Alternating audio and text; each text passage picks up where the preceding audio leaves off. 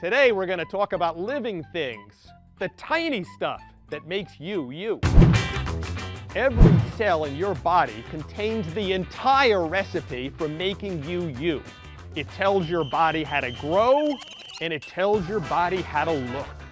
You mean if the recipe were different, I'd look like him? And I look like her? It could be worse. You could look like a cat. And you could look like an apple. Ugh. We're going to discover what you're made of and what makes you, you. Get ready, it's science time. How does it work? Can I eat it? With a smell. Will it explode? Ooh, can I touch it? Science is like that. The more you learn, the more questions you have. It's science time.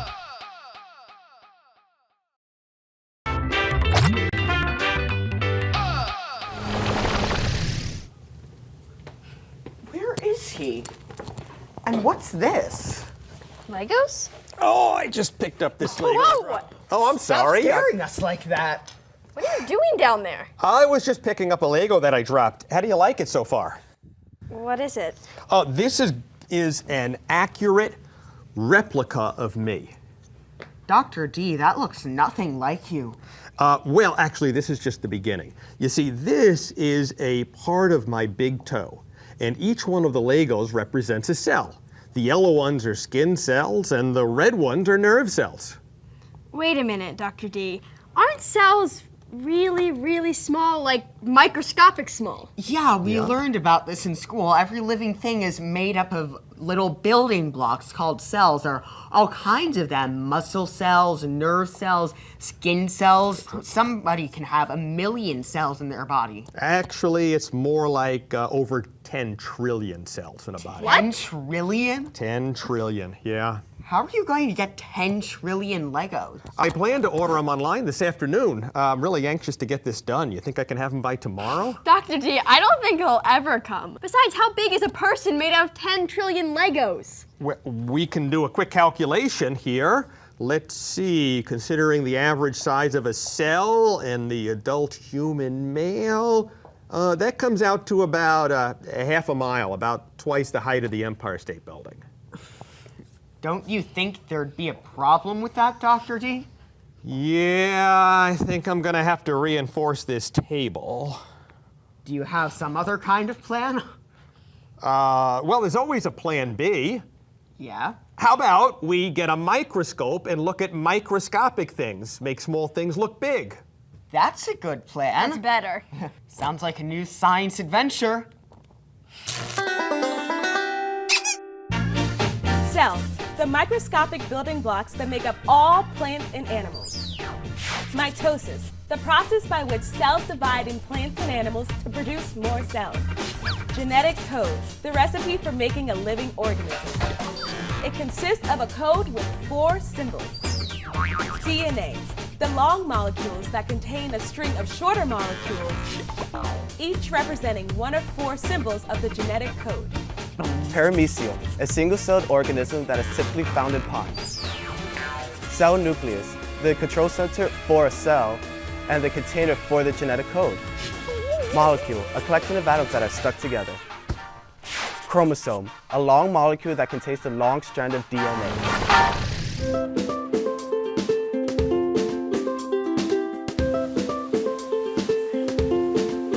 Hey guys, it's Brittany here. We're at the Wildlands Conservancy to uncover some creatures of our own. Come on!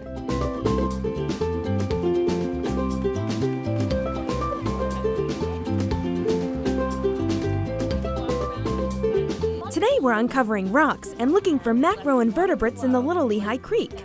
Macroinvertebrates are animals without backbones. They can be seen without a microscope or magnifier.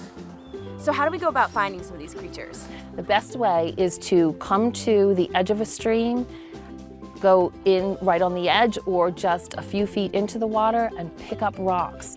Do it gently because we're looking for creatures that live underneath the rocks and they're usually pretty tight up against, so you might not see them right away. So if you gently pick up a rock, and you can see there are some collections, they look like little huts of rocks stuck on this bigger rock, that's actually a caddisfly casing. There's an insect that lives inside there. There's an insect inside of that? Yes, that's where it builds its home. It takes tiny little pebbles from the riverbed and glues them together and makes their own shelter. And if we would hold this rock still for a few minutes, we would start to see it come alive and see other little critters or macroinvertebrates crawling around. I'm looking for macroinvertebrates in the water.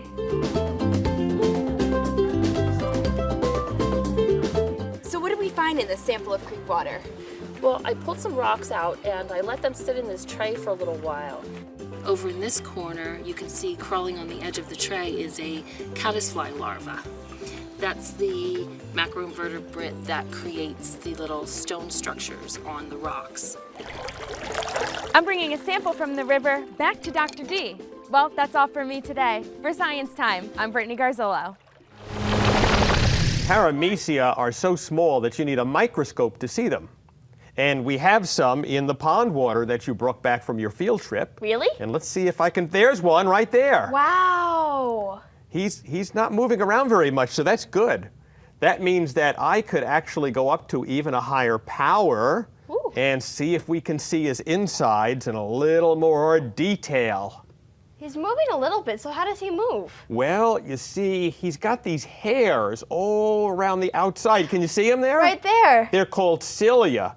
He moves those hairs, and that's what propels him through the water. That's cool. How long do they live?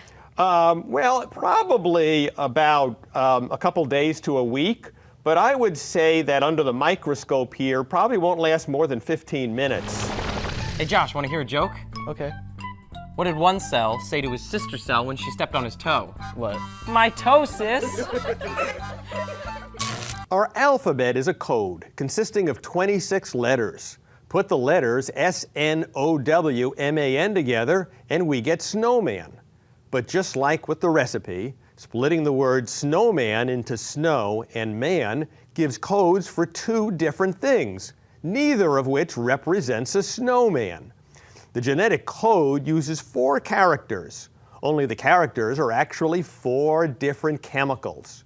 Normally, we abbreviate the 4 characters by using the first letters of their chemical names, A, T, C, and G. But I'm going to call them R, G, Y, and B for the first letters of the colors red, green, yellow, and blue. When we string them together, like the words on a page, we have a chemical called DNA.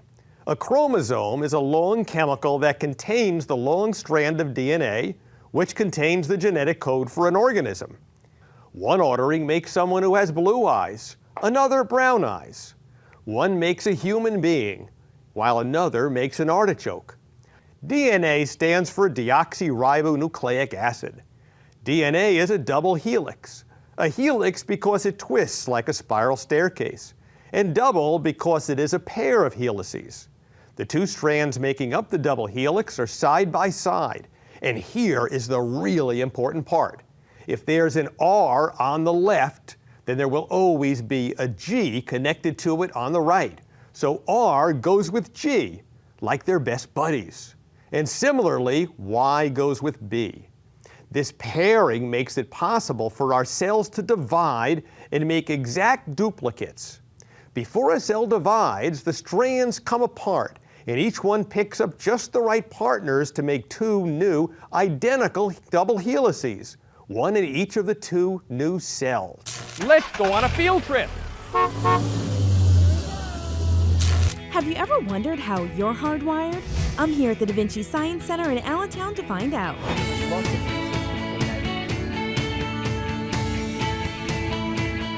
So Jonathan, we know that in order to see our cells, we have to look through a microscope. But is there a way for us to actually see our DNA? Well, see, the problem with DNA is it's even smaller than our cells. So even with a microscope, we can't see a strand of DNA. But luckily, there is so much of it in our body and in our cells that if we get enough of it together, we should be able to see it even without a microscope. And so what are we doing here today? All right, what I'm going to do is we're going to extract some DNA out of cells from your body and see whether we can see it. Okay, I'm ready. All right, we're going to get it from cheek cells. Cheeks are lined with skin and they shed cells into the saliva in your mouth. So this is where it gets fun and really disgusting. Okay. What we're going to do is put a little bit of water in our mouth, swish it around for a minute, and then spit it back into the cup. Okay. Ready?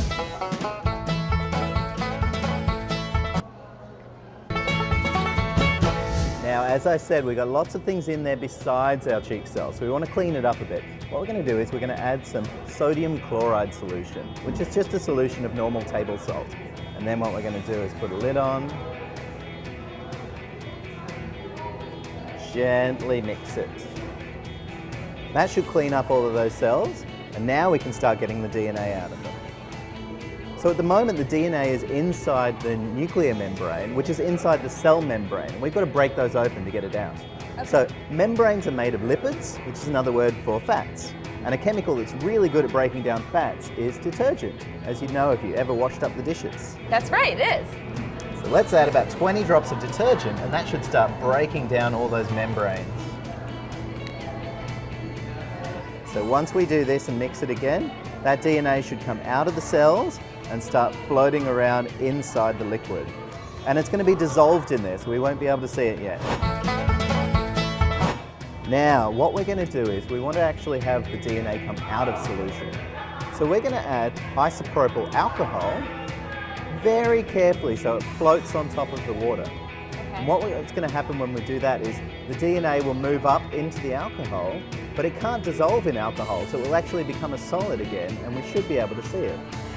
And that clear layer is alcohol, and the cloudy layer on the bottom is our water. And now, we don't need to shake it up this time, but we should start to see little cloudy strings moving into the clear liquid, and that's our DNA. Wow, that's amazing! That's my DNA, and that's yours. That's the blueprint to build you. Well, I'm taking my DNA with me. That's all for me today. For Science Time, I'm Brittany Garzillo. I have something really exciting to show you. The tip of the root of an onion plant. The tip of the root of a plant is the part of the plant that grows the most quickly. So if we wanted to try to find a spot where there are cells that were caught in the act of producing more cells, then the tip of the root of a plant is the best place to look. Okay. Should we take a look? Mm-hmm. And here they are. Those boxy things are cells. Cells in the tip or the root of an onion plant. And notice the circles at the center of each one there. Can you see those circles? Mm-hmm. Those circles are called the cell nuclei. They contain the genetic recipe that makes the onion plant. And every one of those cells, every one of those cell nuclei contain the entire recipe for making that onion plant. Really? Yes, and what's even perhaps more amazing, every cell in your body contains the entire recipe for making you you. A cell from the tip of your nose contains the instructions for making your big toe. That's incredible. It is incredible. Now, the reason that you get bigger is because you generate more cells. So cells divide so that one cell becomes 2, 2 cells becomes 4, 8, 16, and so forth. What's happening is that the nuclei, which contain the recipe for making you in the form of chromosomes, are unraveling to get ready to make the division so that the recipe is mapped into each of the 2 new cells. And there are even places where they look kind of oval, where it looks like they've completed the process of division and they're about ready to each become separate new cells. You can try this at home, and here's what you need. 4 colors of beads, red, green, yellow, and blue, a pipe cleaner, and some plastic mesh. You want to give it a try? Yes. All right, so to start, you're going to take your pipe cleaner and you're going to fold it in half. So like this? Just like that. Now take both ends of the pipe cleaner and put them in 2 holes of the plastic mesh, right in the middle. Like this? Mm-hmm, and pull it all the way through. Now pick any color bead. And my favorite color is yellow, so I'm picking this one. All right, now put it on the pipe cleaner and push it all the way down. Okay. Good job. Now, because you picked yellow, yellow's best buddy is blue, so you need to put blue on the other end. Okay. Like this. Just like that. Now you want to pick another color? Okay, let's do red. All right. Does it matter which side? Nope. So it could be any color on any side. Any color on any side. But red's best buddy is green, and they have to stick together, so now you have to put a green on the other side. Okay. There we go. Now remember, you can have any pattern of colors on any side, But remember that red goes next to green, and blue goes next to yellow. Now go ahead and fill the whole pipe cleaner.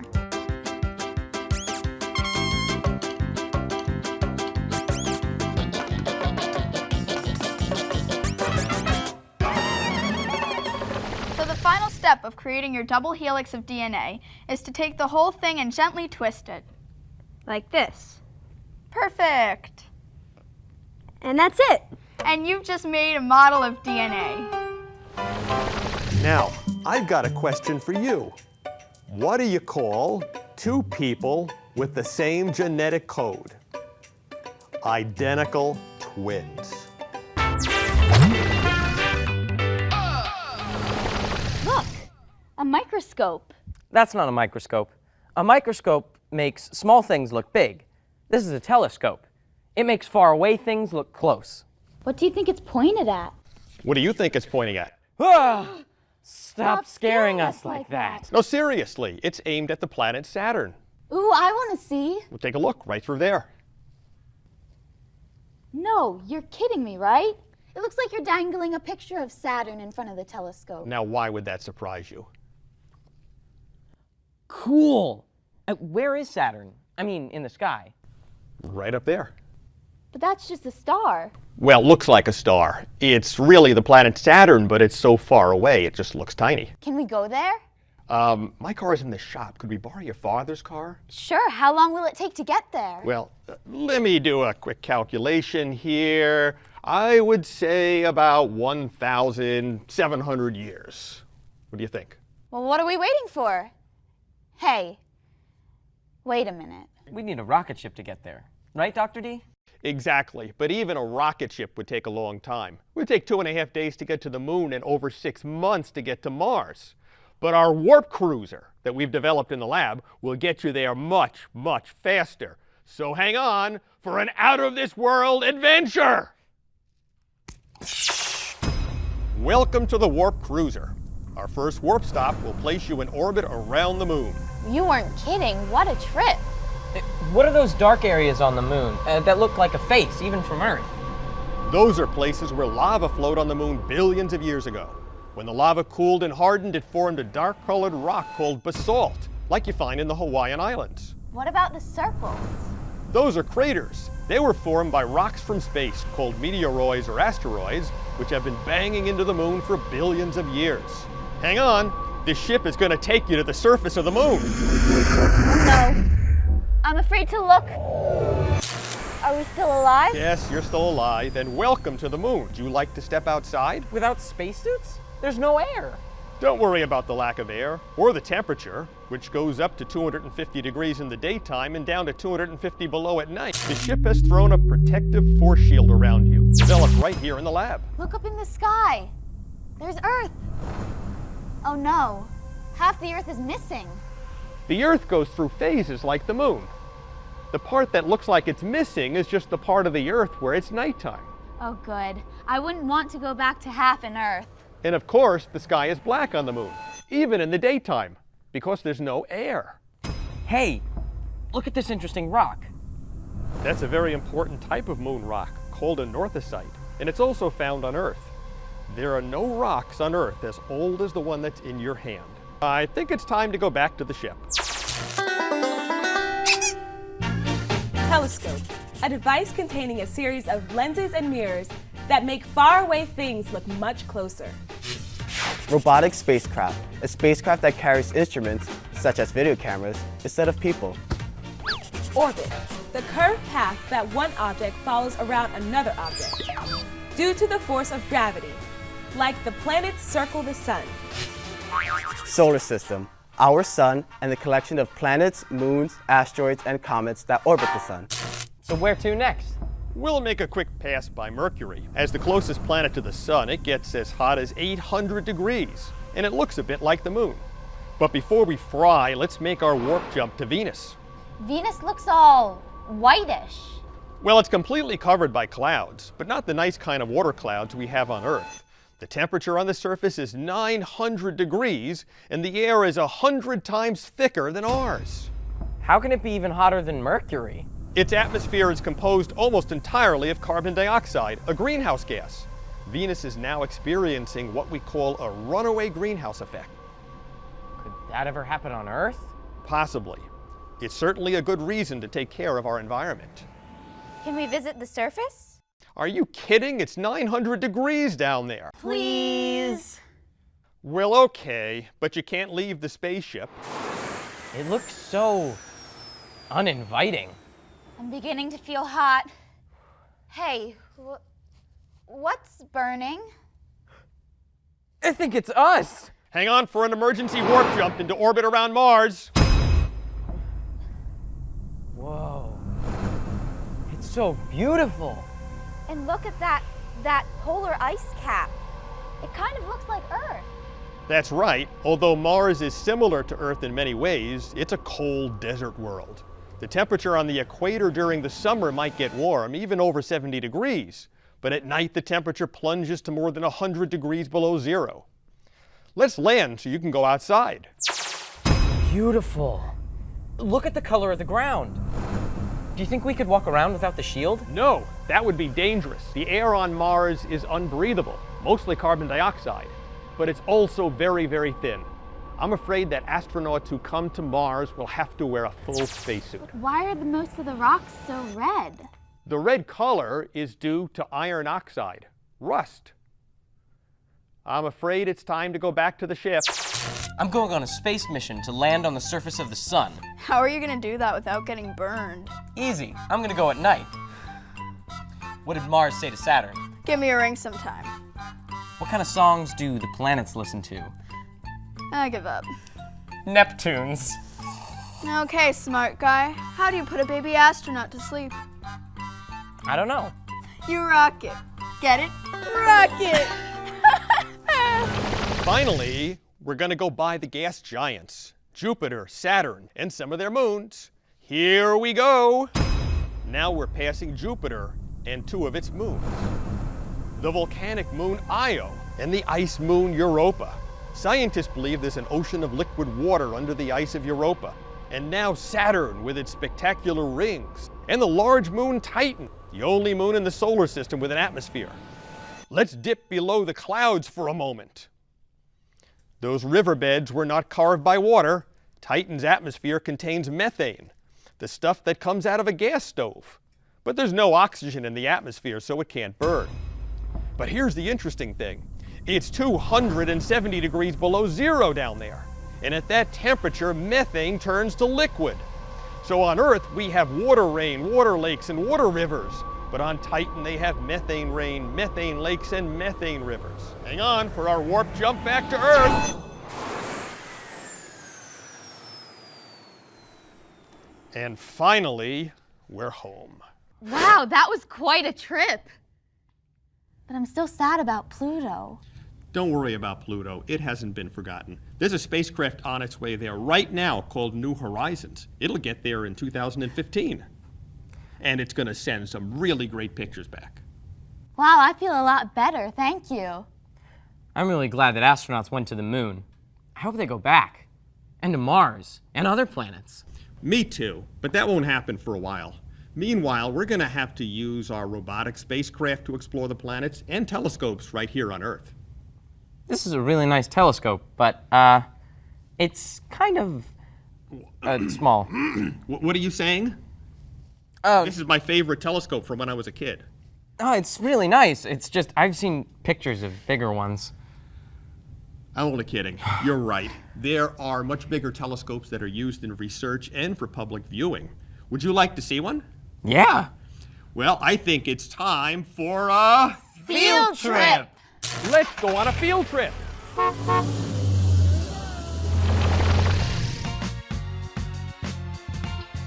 So we're at my home in northwest New Jersey. I have a farm here, about 31 acres. It's in a fairly dark sky area of the state. This particular telescope has a number of features to it. One is that it's fairly large, so it's not very transportable. So we've mounted this thing out here, we've calibrated it, it's all computer controlled, and because it has to stay out here in the field, we had to build a building around it. So this is the observatory.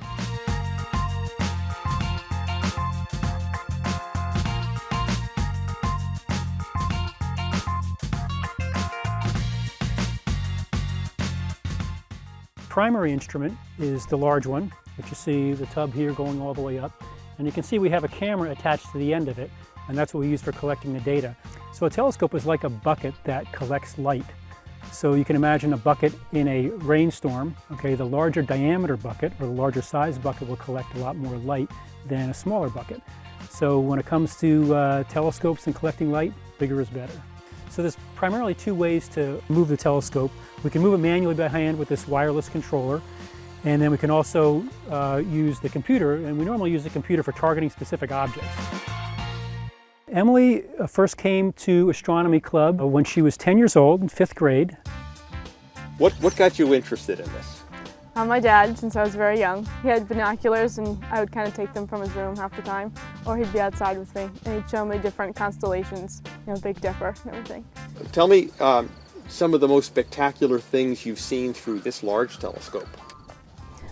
Through this large telescope, probably the most spectacular thing you can see are the veil nebulas, or this on-edge nebulas, where you can see kind of the side and you can see right through them almost. It's very interesting, because that's something you don't really see as often. A nebula. So what's a nebula? They're kind of like gaseous clusters. More, rather than being filled with stars, they're more filled with gas, and you can see different colors.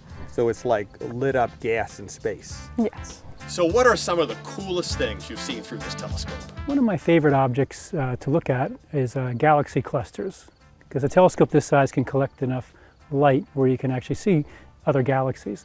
What does Saturn look like when you view it through a telescope like this? Saturn looks quite spectacular. Not only can you see the rings and the bands on the planet, you can see some of its moons, and you can even see some of the very finer gaps between the rings. So Saturn is very definitely, most definitely a showpiece of them. See you next time on Science Time.